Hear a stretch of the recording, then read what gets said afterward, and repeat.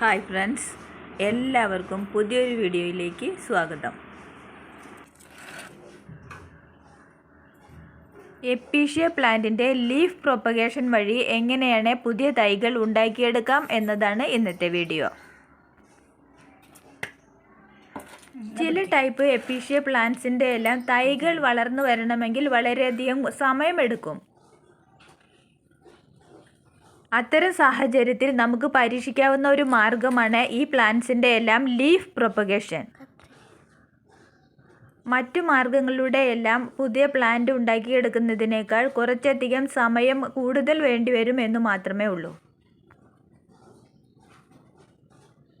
എല്ലാവർക്കും പരീക്ഷിക്കാവുന്ന ഒരു പ്രൊപ്പഗേഷൻ രീതിയാണ് ഇത് കേട്ടോ. എങ്ങനെയാണ് ഞാൻ ചെയ്യുന്നത് എന്നൊന്ന് കണ്ടു നോക്കൂ.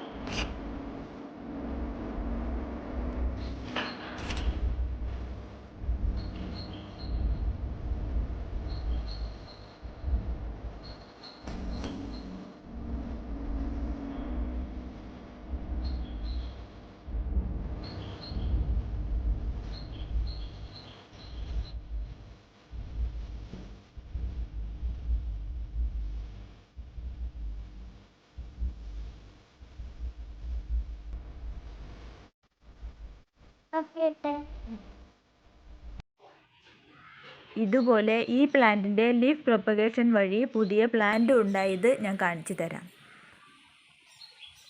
ഏകദേശം 2 മാസം കഴിഞ്ഞപ്പോഴാണ് ഈ ലീഫിൽ നിന്ന് പുതിയ പ്ലാന്റ് ഉണ്ടായത്.